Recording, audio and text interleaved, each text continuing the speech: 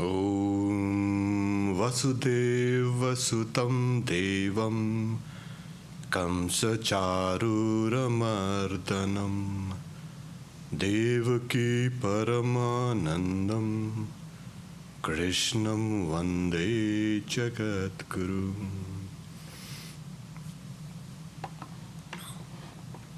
The Bhagavad Gita, Chapter 8, verses 9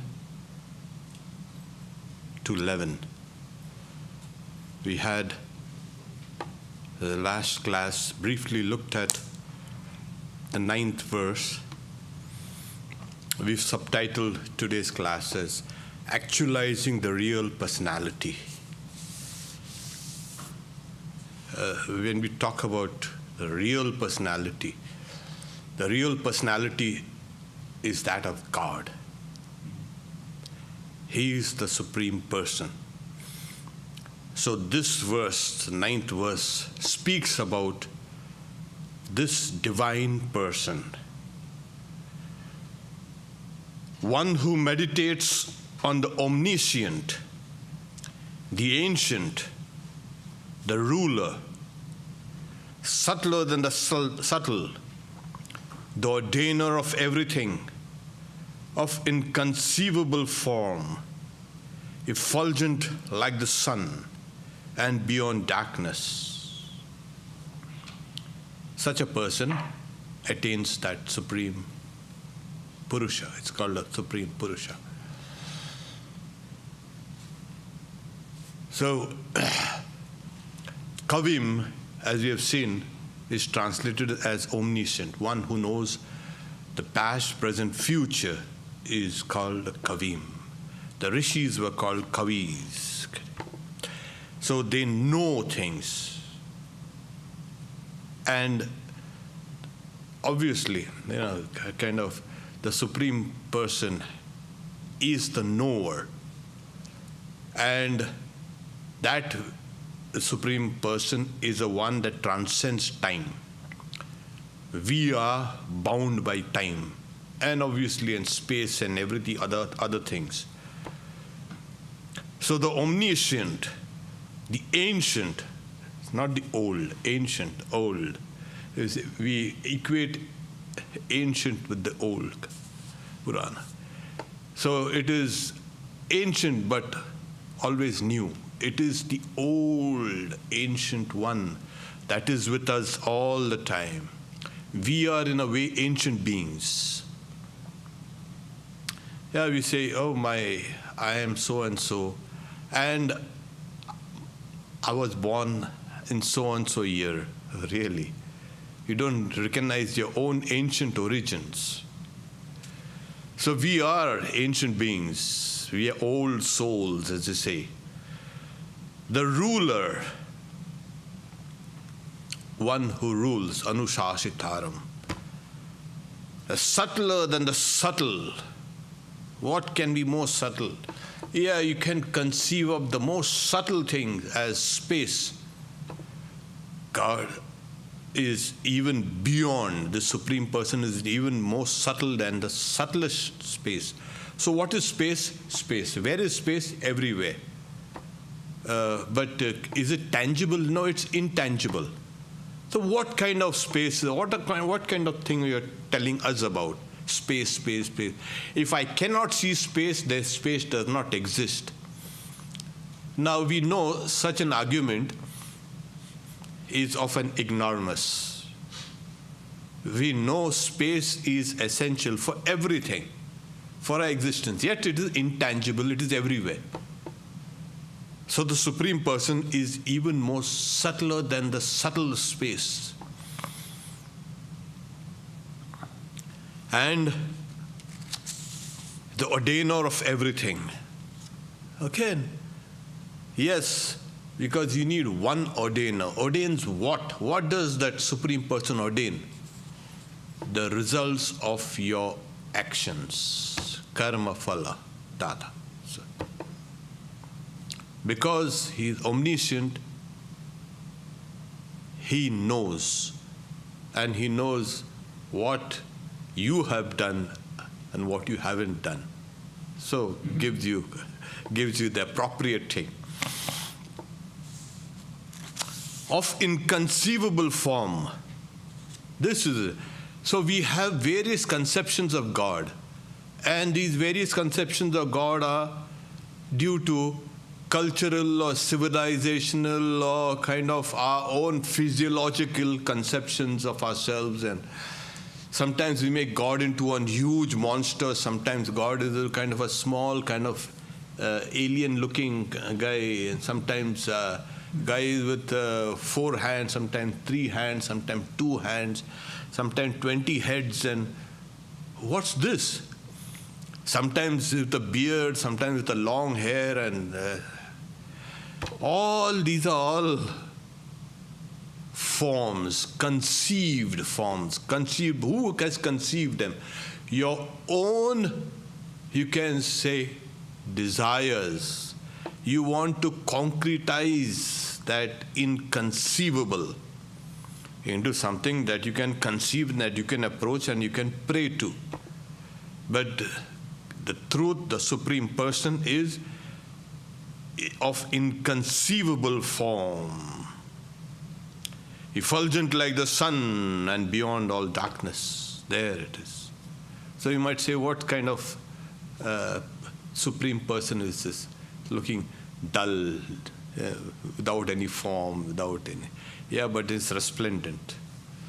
So you should not think that the Supreme Person is like the sun. The illustration is given like the sun. Bright, resplendent. Kavim Puranam Manusashitaram Anoraniyan Samanusmaredhyah Sarvasya Dhataram Achintya Rupam Aditya Varnam Tamasa Parasta. It's one of those things. Now the description of the Supreme Personality is given. Now what you got to do? You got to meditate. How can we meditate? Because you are a part of that Supreme Personality. What is the Supreme Personality in its tangible form? He or she, as they say, there are no genders there. He is the sum total of all the personalities of the world. Now we may think that only we have personalities. You noticed even even animals have personalities? Oh yeah. Even birds have personalities. For us, it's just, we just lump them together as of no consequence. It's never right to think in that way. Everything and everyone that has life, that has mind, has a personality. All of us. So what's this personality of ours is, of course, constantly changing, but there is an abiding sense of the self inside. The externals may seem to be undergoing modifications, but there's a sense of the self. That sense of the self is that personality of it, your individual personality. Now, we are a microcosm of that Supreme Personality. So when you have to think of God, how do I think of God? Yeah, you can, because you are part of that. And this meditation is going to transform you. That sense of self is going to undergo a change, a modification with something like this. It's only when you meditate on that Supreme Person, actualize it within your own heart, then you can see this whole universe is that Supreme Person in its tangible form. So this is a meditation. Now the next verse gives us a little further kind of the processes of meditation. Okay. Arjuna is one of the Arjuna's questions is, what happens at the time of death? So briefly, Sri Krishna has mentioned about the departure at the time of death. So here on the 10th verse, he's speaking of this. At the time of death, having fully fixed the prana between the eyebrows with an unswerving mind and being imbued with devotion, as also the strength of yoga, one reaches that resplendent supreme person. There it is. So you've been meditating and meditating and meditating and meditating all your life on that supreme. How do you attain that? Yeah, at the time of death. Isn't that kind of ridiculous? Yeah, you can do it. You can realize that person, supreme person, when you are alive. That is what is recommended. Yes, it's not that, oh, only at the time of death will I get that. No. The realization of that, actualization of the supreme person has to be done now. It's not a post-mortem state. When I die, I'll go to heaven. Oh, who knows? It might go somewhere else. Yeah. We don't know. So you have been meditating on the supreme person. You have actualized that supreme person in your life, and now at the time of death, it's being given, because that was Arjuna's one of the questions, one of the 7 questions Arjuna had put.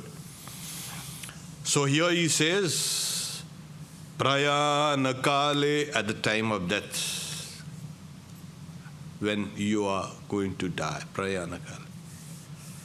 Manasa chalena bhaktya yukto yoga balena chaiva Bhruvor madhye pranamaveshya samyak satam param purushamupaiti divyam. Wow, what a beautiful this is. So here he says, at the time when you're passing away, you have meditated all your life. Now all your spiritual practices are now kind of coming to a point, coming to a kind of fine head. Manasa chalena, the mind steady. You know, the mind, the nature of the mind, as we have seen, Arjuna is telling Krishna, chanchalam hi mana Krishna. Mind is restless, so Krishna. That's the nature of the mind. It's all chalana, constant. Here, achalena, the mind has become steady. So this mind that is with a steady mind, so that mind which has become steady through practice. And what practice? Imbued with devotion, bhaktya yuktu. There's the tremendous sense of kind of devotion. Devotion to who? To that supreme person. And to the strength of yoga, yoga balena chaiva. Beautiful kind of. So the commentator says that as you have kept on meditating on that supreme person over and over and over and over again, there are those impressions that are formed. You are laying down layers after layers after layers after layers after layers. And that is what is called the strength of yoga. You are not going to go anywhere else but then this and what you have. So the commentator Shankaracharya says, accumulation of past impressions resulting from this constant meditation. So you are now, the strength has come, the strength of yoga, yoga balena. It has not come in a day, it has come through days and months and years and decades, sometimes even lifetimes. So that strength has come. So now you know, oh, well, I've got $1 million. Will that do? Sorry. 2 million? I was so famous, here. Will that do? No. I was a really good person. Even that will not do. What strength do you have there? You have only the strength of yoga. That is the only strength that one needs, one will ever need in life. So, imbued with devotion, joined to devotion, bhakti ayukta, and to the strength of yoga. So the mind has become perfectly still. As we have seen, the illustration is given like a lamp in a windless place, which remains unflickering. So the mind at that point has become still, perfectly still. And then what is saying? Bhruvor madhye. This is the bhru, the eyebrows. The two eyebrows, bhruvor, in the center of the eyebrow. Fixing the prana there, here. And then we're saying, what is saying? One reaches the Supreme Purusha, that Supreme Divine Purusha. So this is the time of death, imbued with devotion to the strength of yoga, you take your prana up here and hold it between the eyebrows. That's the third eye, Agnya Chakra. That's the eye of wisdom. But we are not talking about the eye of wisdom. This is real. Yeah. It held it there. The yogi has held it there. That is a. So can we do that easily? The next verse will give us an idea of this. But then,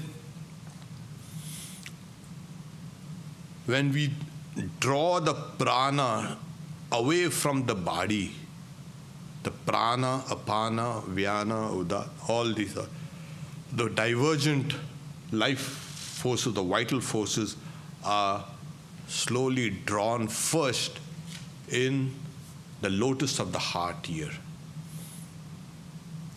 And as you have drawn there, they are now concentrated there. And you've got to take this prana from here, let it travel up with it, up here, and then hold it here. Okay.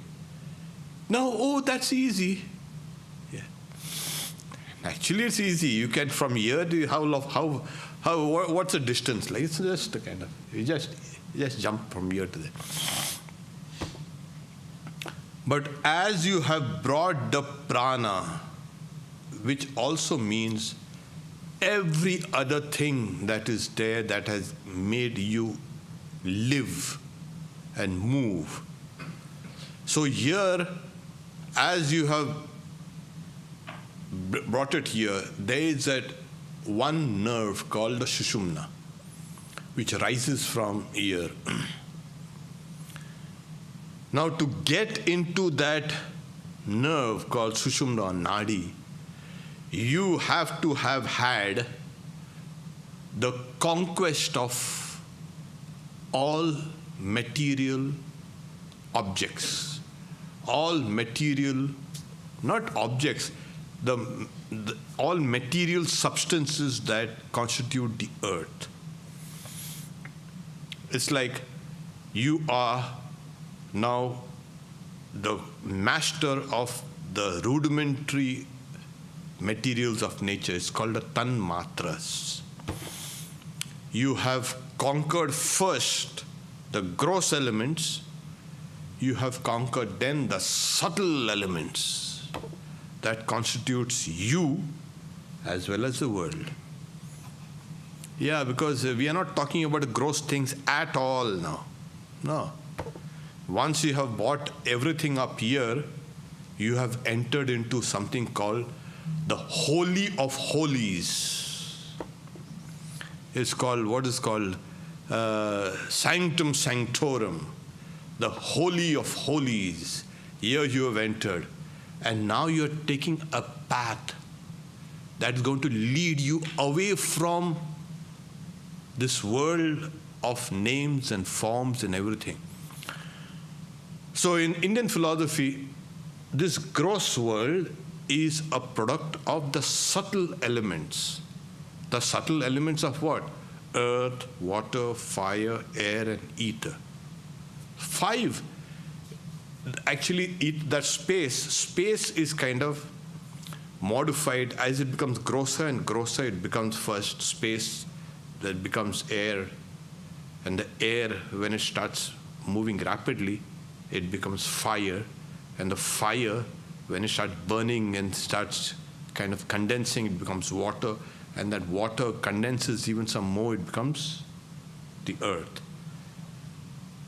You must not take it as, okay, this is the way, these are all very subtle particles. Yet they, and then all the other subtle particles, they mix with each other. There's a permutation combination.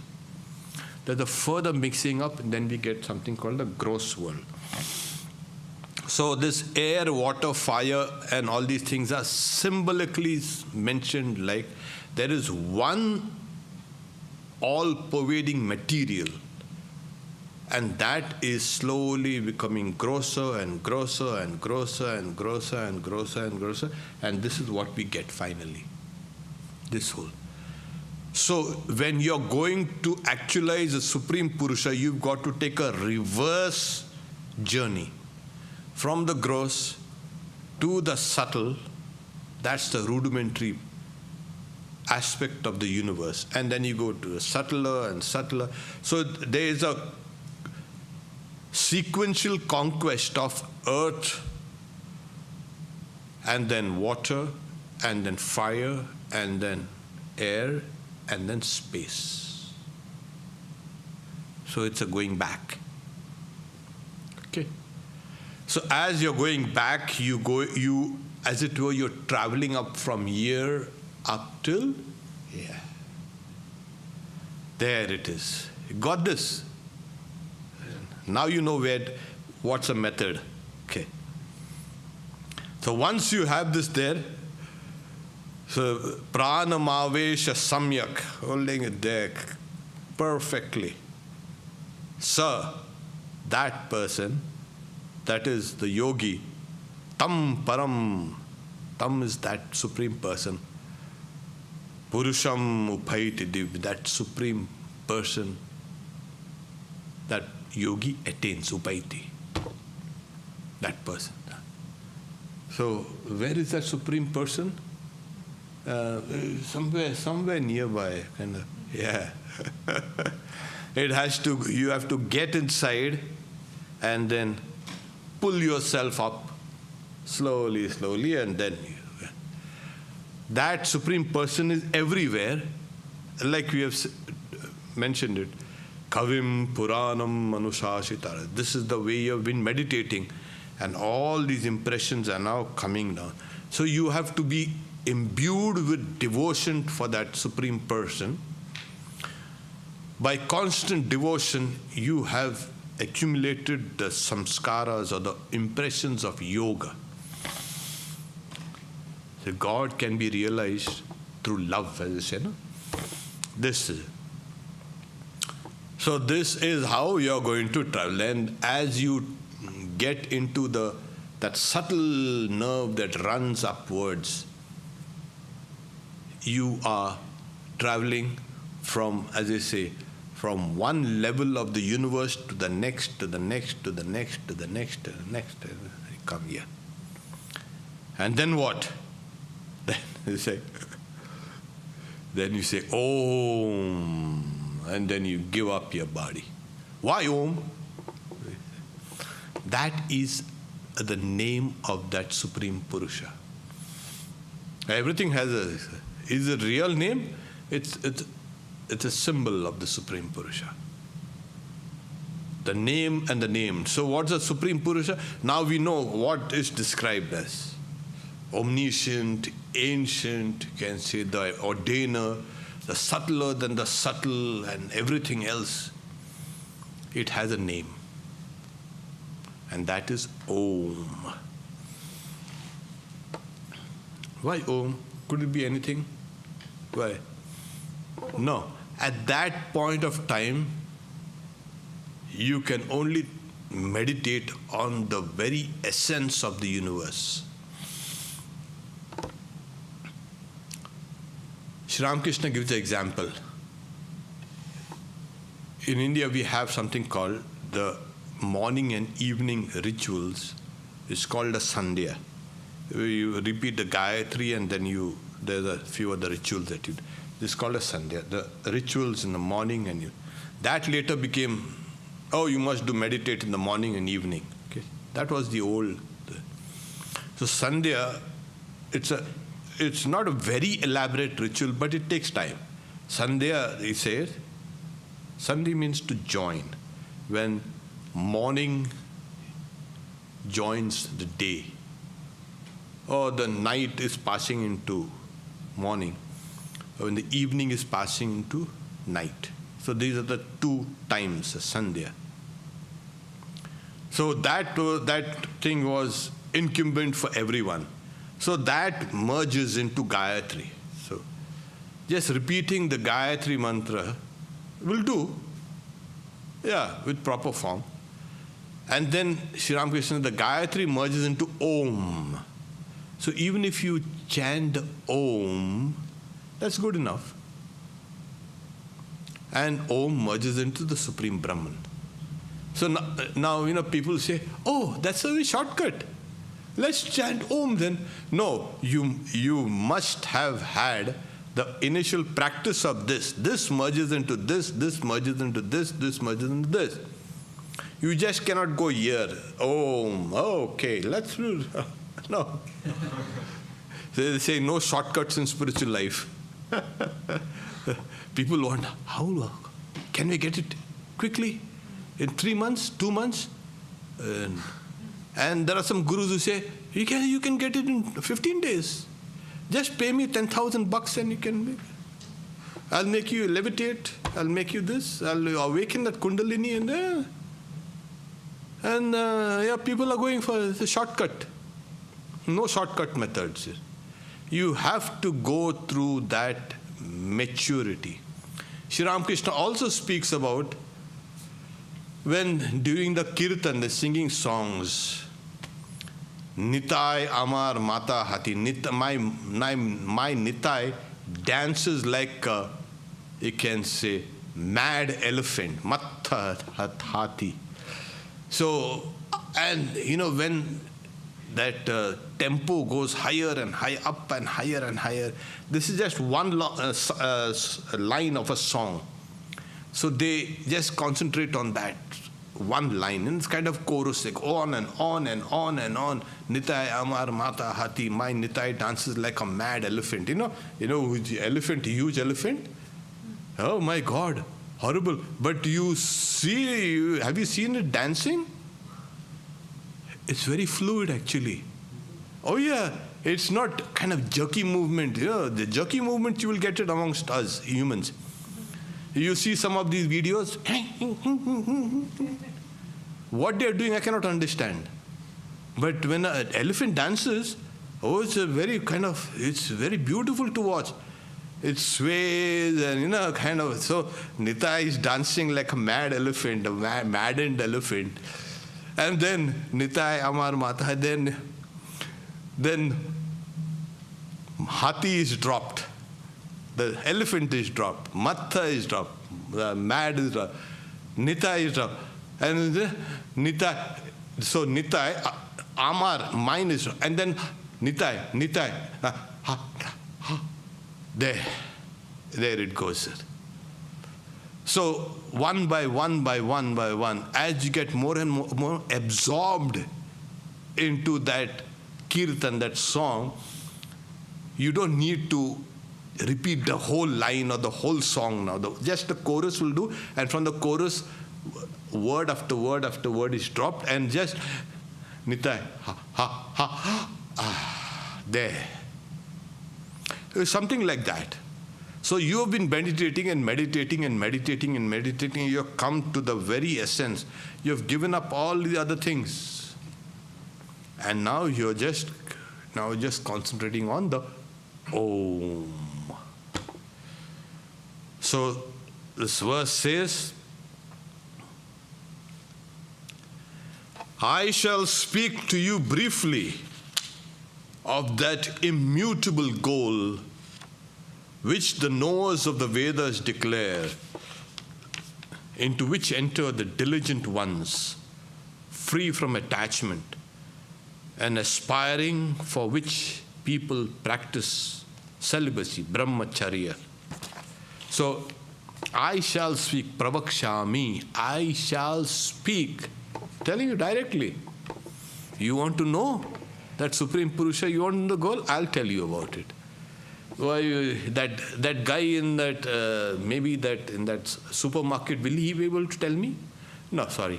Will that guy in Smart and Final? No. The Trader Joe's? No. Maybe somewhere else? Will that guy be able to tell me? No. You should go to the right shop. So you go to the right shop. Oh God, how do you tell me? Then here he's saying, I'll tell you. I shall speak to you briefly about that immutable goal. Yeah. You know, the goal, maybe you go to a shop and you get something, that's my goal. Ah. What was that? I go to McDonald's and I buy something and eat. That was my goal. Ah. That is mutable goal. All goals that we have had, all mutable, all changeable. So that's the reason why when we attain those goals, we are still left dissatisfied. We want something that is immutable, that is unchangeable. So he's saying, I'll speak to you briefly of that immutable goal. And what? Is it something new? No, which the knowers of the Vedas declare.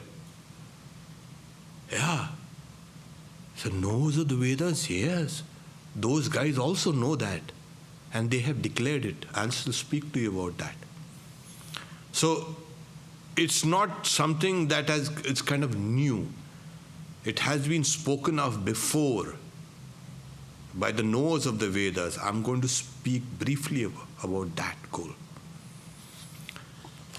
And into which the diligent ones free from attachments enter. And you know where's that goal? Yeah, it is you, the diligent one, who will enter into that. Become one with that. The seeker becomes one with the goal.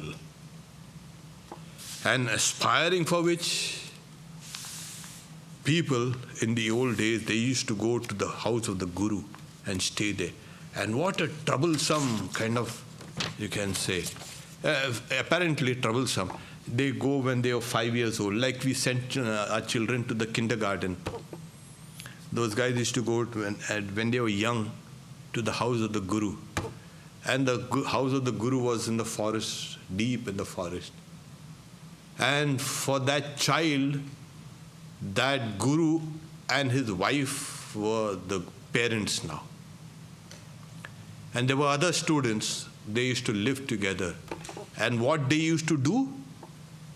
Study the Vedas. But no father and mother, yeah, they have. It's not a surrogate father-mother. They become the real fathers and mothers. And they learn over the years the Vedas. What is the meaning of Vedas? Knowledge. So, 12 years, 24 years, they have been studying and studying and studying. There are those who, after study, they come away from that. Those were the old forest universities that were kind of there in India, called a Gurukula. So, desiring that, people used to go and study the Vedas at the house of the Guru. Yadichanto brahmacharyam charanti. Brahmacharya is, generally it's translated as celibacy. Brahma is the Vedas. One who studies the Vedas is the brahmachari. Okay. Yadichanto brahmacharyam charanti. So that's beautiful. So this, the second line in this verse is an echo of the Kathopanishad. Sarve Veda yat padavamayanti tapanchi sarvani chayad vadanti yadichanto brahmacharyam charanti tatte padam sangrahena bravimi omiti etad. So there, just one word has changed. Pravakshami, and this is here. We have this Pravakshe Pravish. They also is saying Om, that I'll speak to you briefly about that which all the Vedas declare, that which people go and study the Vedas. What is that? It is Om. Yeah. What is Om? Om, Om, Om. There was one disciple, a devotee of Sri Ramakrishna. So he used to have a one-stringed instrument. You know, in the old days we had like a modified form of the guitar, a kind of a small bowl, and we had a staff joining to that small kind of bowl, and then we had one string, and people used to kind of tune that and then strum it. Tong, tong, tong, tong. That, you know, in Indian classical music you will see that kind of thing. You will see one person only, you know, strumming that tanpura. It's called a tanpura. Strum, it just keeps a note. It's the modern metronome is nothing but that old tanpura. So guys used to tong, tong, tong, and om, om, om. So one of Sri Ramakrishna's devotees used to do that tong, tong, tong, tong, om, om. That is not. Om is the very name, the symbol of that Supreme Purusha, that Supreme Person. Om is the secret name of the universe. Om is the secret name of you. Your real name, your real symbol is the Om. It covers an immense ground of creation, preservation, destruction. Or closer home, your waking, your dream and deep sleep states. Everything that you can conceive of is this Om. So the nature of reality is symbolized as Om. This is the essence of all mantras. So from Om has the universe emerged. All mantras have emerged. All gods and everything has emerged from that primordial sound called Om. It's called a Nada Brahma, the sound Brahman. What is sound? Is it sound? Yeah, it is vibration. Sound is nothing but vibration. And Swami Vivekananda, in his hymn to Samadhi, he says that one hears the sound of Om, and before the mind can fully merge in the Absolute. So it is like the sound of a cosmic motor. Like you have a car, you know? Sometimes your old car is making a lot of noise. You know what's wrong with it. You know, it's old. Okay. The engine has become old. The motor is old. So the motor of the universe is the sound Om, it comes. And this sound is everywhere. It's in the smallest atom and the highest galaxies and stars and interspaces and everywhere. This vast universe is nothing but the result of this vibration. Om. So you will hear it in you. As you keep on meditating, ear is called the anahata dhvani, the sound, the unstruck sound. which is heard ear. The other day somebody was telling me about, asking me, I'm hearing some sound in the right ear and then this and that. So I said, it might be that tinnitus, you can hear it and sometimes the brain sound. Anahata, the sound Om, is heard ear. And it is actually heard.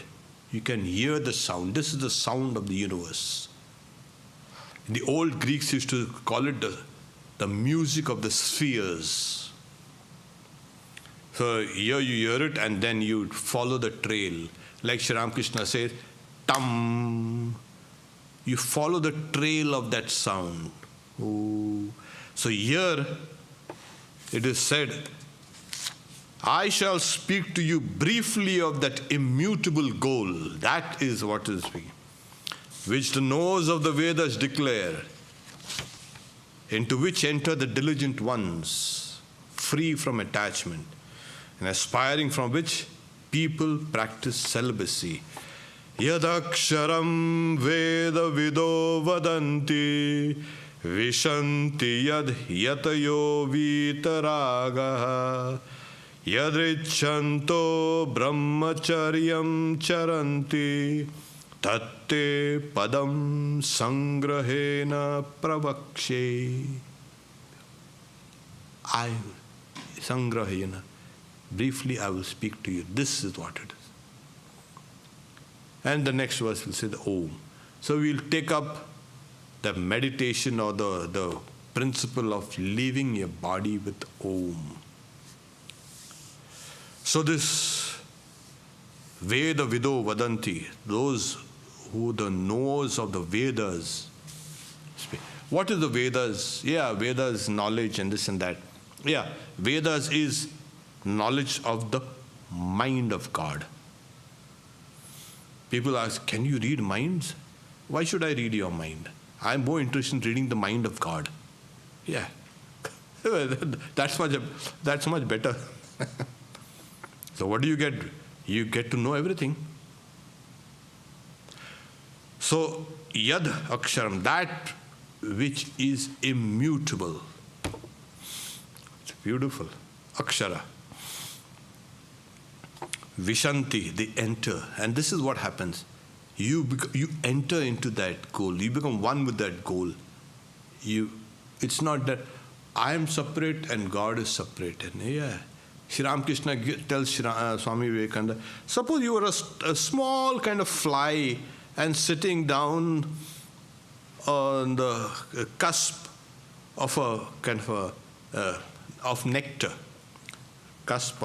with a container containing nectar.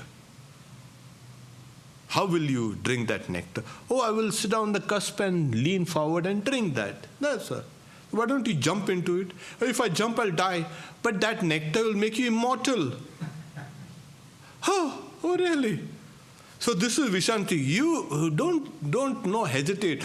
What's going to happen to me? What's going to happen to me? Nothing's going to happen. You're going to get immortal. Jump into it. Jump. Vishanti. Who? Yad yatayo. Those who are diligent. Yatna shila. Those who are the ones who have been practicing hard. And practicing hard with what? Oh, this is mine, this is mine, this is mine. Oh, no, this is not yours. Without any attachment to anything. This is mine. Oh, no. They are practicing, but the kind of right practice they are talking about. So you detach yourself from everything and get attached to God. That's the practice. So they take all the trouble to get it. So no shortcuts, please. So we'll stop here for today, and we'll take the next part of this. Oh, this is a kind of amazing. He'll give you a little more fine-tuning of all the processes, how you're going to control all your sense organs, and he's saying that you hold your prana here and then you give it up here. Okay. Om Shanti Shanti Shanti. Harihi Om Tat Sat. Shri Ram Krishna Arpanamastu. Question at the very end. No seat. George. Yeah.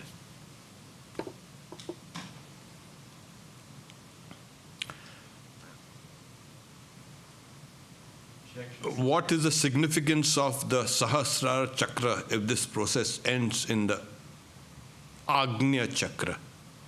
Well, the next verse will explain it. So there, the significance is, at this point you can still have a slightly kind of experience of a subject and object. Sri Ramakrishna explains it like you can see a lamp in a glass case, but you can't touch it.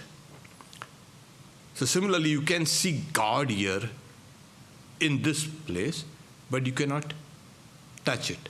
So here you are seeing that resplendent Purusha, and then after that, the next stage is in this Sahasrara, the 1,000-petal lotus.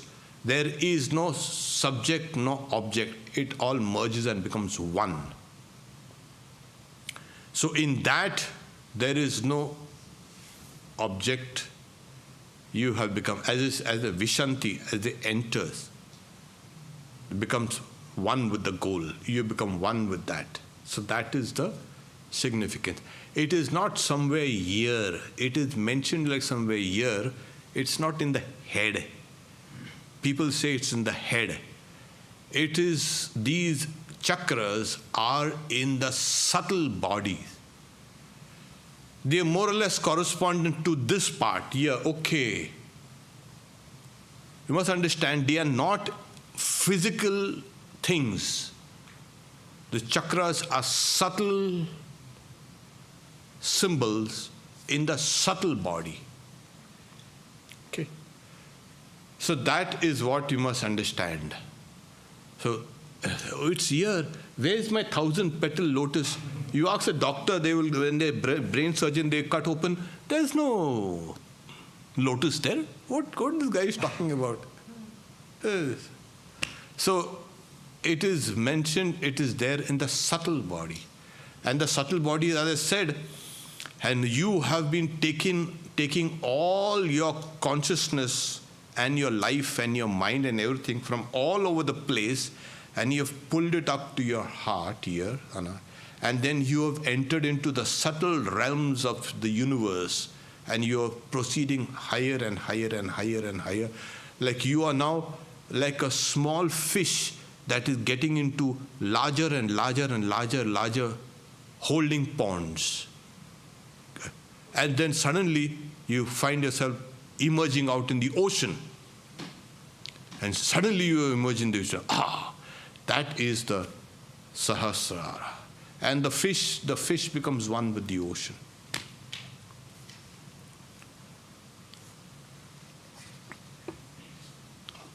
So, is this a process? Okay, there's a lot of questions here. Anyway, yeah. This one, the same person. Yeah. That's it. Okay.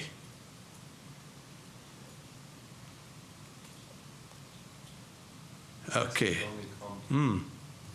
No shortcuts in spiritual life. Okay, yeah, that's it. Om Shanti, Shanti, Shanti. I have a question. Yeah.